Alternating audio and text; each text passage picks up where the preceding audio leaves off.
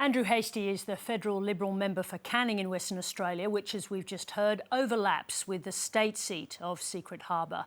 A win for One Nation would put them in the box seat for their campaign against him at the next federal election. Meanwhile, the Prime Minister today doubled down on his pledge that there will be no changes made to Western Australia's GST deal while he's in office. Anthony Albanese was pressed on the issue at an event in Perth. There will be no change to WA's GST arrangements whilst I'm Prime Minister. That is my view. That has consistently been my view. The floor of 75% will absolutely stay. I think that WA deserves that because WA contributes to the national economy.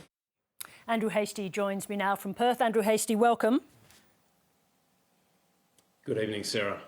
Roger Cook says all Western Australians will be relieved to hear Anthony Albanese say there'll be no changes to the GST as long as he's Prime Minister. Are you relieved? I'm glad he's come to our position. The Coalition legislated that floor of 75 cents back in 2018, and it's good to hear that he's recommitted to it because we will always stand up for WA, and the Coalition is committed to the current arrangements. Now, the Productivity Commission's interim report, which the previous Liberal government commissioned, it says the deal is so bad it should be scrapped. It doesn't achieve the crucial thing that the GST is there for, to achieve equity across Australia.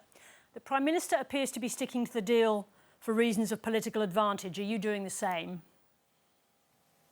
No, I think the way it was arranged prior to our change in 2018 was fundamentally unfair.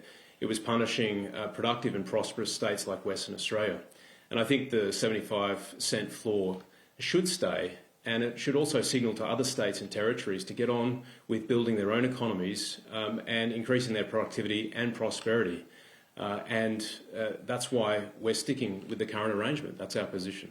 All right, let's talk about the by-election. We just saw that story just now. Obviously, this is a seat which overlaps your federal seat. If voters are discontented in Canning or in Secret Harbour, why are they choosing One Nation instead of the Liberal Party? Well, the people I represent are largely the forgotten people. We're outer metropolitan here. We're south of Perth about an hour. It's actually an hour and a half now with all the congestion that we experience on the roads, and people feel like they've been let down by the state Labor government. It's a 10-year state Labor government, and they want action, which is why I think it's really important that the Liberal Party fights hard. We've had swings in all the booths in Secret Harbour over the last year. We had swings towards us in the state election last year, and I had double-digit swings in the federal election. I even flipped Labor booths, long-standing historical Labor booths last year. So I think there is a strong story for the Liberal Party, but we've just got to fight. We've got to fight for every single vote. Well, and whenever I enter a contest, I want to win. And I think that should be our message in this by-election. Well, just before I come to that message, but if that discontent is as widespread as you say it is, you didn't quite answer the question on why people are choosing, as the polls are suggesting, to back One Nation instead of the Liberals. You're absolutely right, Sarah. It's clear that One Nation are ahead. I've heard that from Labor, I've heard it from our side, and the experience on pre-poll suggests that. I think that major parties have to do a better job of responding to Australians and what they're concerned about, and that's why our plan at the federal level deals with many of the challenges. We want lower taxes, we want cheaper energy, we want to cut migration and build more homes.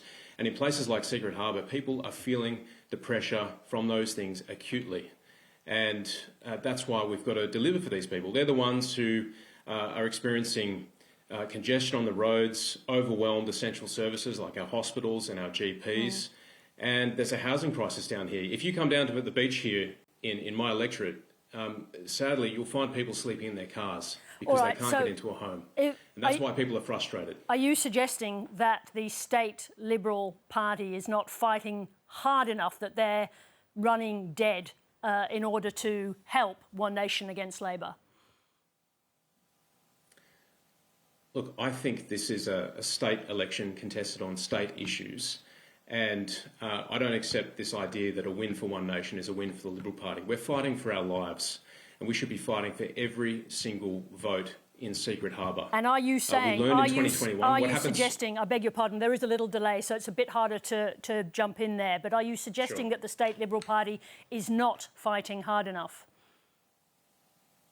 Well, Basil Zempler said that a win for One Nation would be an opportunity. I don't see that at all. I think we should be fighting to win in every contest we enter, or we shouldn't enter the contest. And I think that we've done a lot of work. We've known about this by-election since December of last year. I announced to my Canning division in January that we should expect a by-election. So we've had time to prep the ground. We've got an outstanding candidate in Ryan Robinson, a former submariner, a small business owner, and also a local councillor in the area, young family as well. I mean, he's representative of the community at large. So we should be fighting to win this. And the lesson from the 2021 state election is you don't wave the white flag. Voters sense weakness, and they'll go to the strong horse if you signal weakness. And that's what you think that Basil Zempler is doing in Western Australia. He's waving a white flag. Well, I think we could have signalled to voters that we're fighting for them. We're fighting for a better deal for outer metropolitan Western Australians, and that we'll deliver for them. And that's been my message consistently over the last 11 years. I'm very passionate about my community. I love delivering train stations. I love delivering funding for hospitals, for roads, getting things done. And that's what we've got to focus on in the outer metropolitan communities across Australia if we want to form government. So if the WA Liberal leader, Basil Zempler, has got the wrong strategy, the question follows is why? Is he doing this because he's concerned about upsetting Gina Rinehart, who one would assume would be pushing for a One Nation win in Secret Harbour? I think it's no secret that Gina Rinehart backs One Nation. For that question, though, you'd have to put that to Basil Zempler yourself. But does that make sense that that's why they're running an underpowered campaign, that he doesn't want to put offside such a powerful figure in the state? Again, your theory, Sarah, not mine. Again, I can only focus on what I know and what I can control, and that is when we step out into an election campaign, we fight for every single vote, and we fight for the Liberal Party because we want to win on primary vote. It's also a two-party preferred system, but ultimately we should be fighting for every single primary vote we can get. And have you told the state leader that he's running the wrong kind of strategy in this by-election? Oh, look, I was asked last week in the Australian Financial Review what my views were, and I made them pretty clear. I don't think that we see eye to eye on the political strategy, but that's okay. I'm the member for Canning. It's a state election, and it's a test for the state leader and the opposition. There's been revelations over the weekend of further changeability in One Nation's immigration policy. I'm just interested to ask you, Andrew Hastie, if you think voters notice when a policy chops and changes as much as this one has. Well, it is all over the place, and I think it highlights a big schism inside One Nation. On one hand, you've got Labor, who's lost control of our borders and our immigration program, and then on the other hand, you've got One Nation, who can't arrive on a figure they all agree upon. You had David Farley yesterday out on Insiders telling us all that the One Nation net overseas migration figure is closer to 230,000 and is on par with Labor's. Now, I'm sure James Ashby got on the phone to him afterwards and told him to stick to the cartoons and the memes. But the coalition, our position is that brain rot is no substitute for considered modelling and costing when it comes to policy work. Just this evening, actually, there's a story about David Farley, the MP who you mentioned who was on Insiders at the weekend. He walked into a Liberal Party meeting room last week, realising his mistake. He says he made a joke and said, "I could see myself sitting here." Do you think David Farley is a more natural Liberal? I think David Farley is a regional leader. He's a decent fellow. I've met him a couple of times.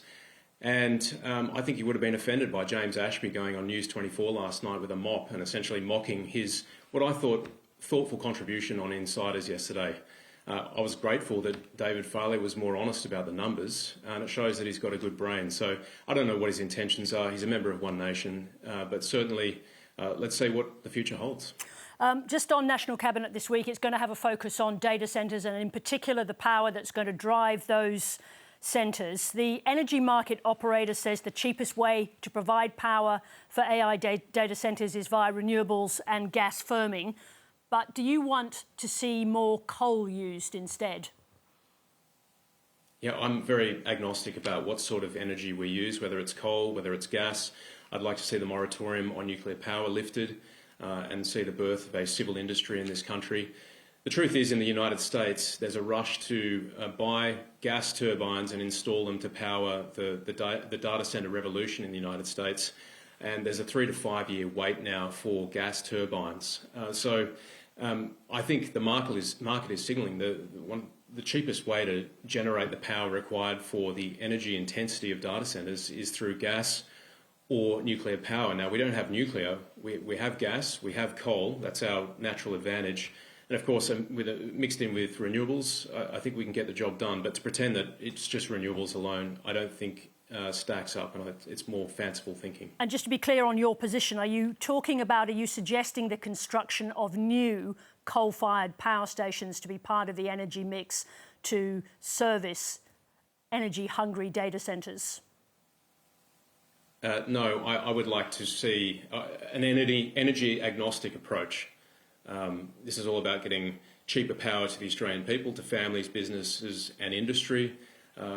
We need to be agnostic about the forms of energy, and we are unashamedly pursuing cheaper power over climate targets. That's our energy policy. We're out of net zero, and we're going to deliver cheaper power bills to the Australian people. All right, we'll return to that topic and the complexities of the energy system another time. But in the meantime, Andrew Hastie, thank you very much indeed for joining us. Thanks, Sarah. Thank you.